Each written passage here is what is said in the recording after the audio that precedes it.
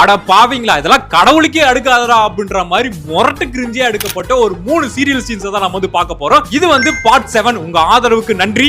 இதுல ஃபர்ஸ்ட் வந்து இது வந்து ஒரு தெலுங்கு சீரியல். இந்த சீரியல்ல இந்த சீன்ல வந்து ஒரு பேபி, அதாவது ஒரு பாப்பா வந்து கீழே படுத்து கிடக்குது.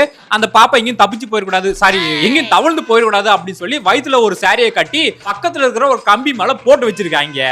அந்த சாரி கொஞ்சம் கொஞ்சமா நழுவி கீழே ஒரு அம்மா உட்காந்துக்கிட்டு போன் யூஸ் பண்ணிட்டு இருக்குது. அது கூட வந்து தெரியாம இந்த அம்மா வந்து அப்படியே அதுக்குள்ள போய் அப்படியே போய் மாட்டிக்கிட்டாங்களா. ஏமா உண்மையிலேயே அந்த சாரி உங்க முன்னாடி இருக்கிறது தெரியல அப்படிதானே? ஐயோ ஐயோ டேய், இத கூட நான் மன்னிச்சிட்டோம்டா. அடுத்து அதே சாரியில இவங்க வந்து அப்படியே கழுத்துல மாட்டிக்கிட்டு ஏதோ தூக்குல தொங்குற மாதிரி வந்து தொங்கிக்கிட்டு அப்படியே மேல போயிட்டு இருக்காங்க. இது டூ மச், இது டூ மச். எது அந்த பேபி வயித்துல கட்டின அந்த சாரியோட பேலன்ஸ்ல இவங்க அப்படியே மேல போயிட்டு இருக்காங்களாம். என்னமோ தூண்ல கட்டின மாதிரி. என்னடா வித்தலாட்டு இது? எனக்கு தெரியாம இருக்கு ப்ரோ. இப்போ நம்பர் 2, இது வந்து ஒரு வடக்கு சீரியல்.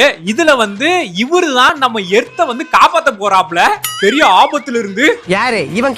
சர்க்கஸ்ல கிளி கூட திறந்து விடுற மாதிரி இருக்கானடா. எப்படின்னு சிரிக்காம பாருங்க.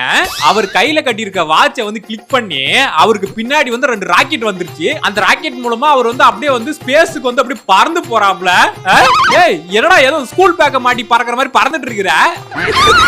மேல நிறைய எரிக்கல்லாம் வந்து பூமி மேல விழ வந்துட்டு இருக்குது. இவர் போய் அதை வந்து தடுத்து பூமியை வந்து காப்பாத்துறாப்லையா. இவன் ஒருத்தன்டா சிரிப்பு காமிச்சு. டேய் எரிக்கல்ல முன்ன பின்ன பாத்திருக்கீங்களா இல்லையாடா? டேய் அது முன்னாடி போனாலே பொசிக்கிறீங்கடா. அது கூட போய் விளையாடிட்டு இருக்கிற.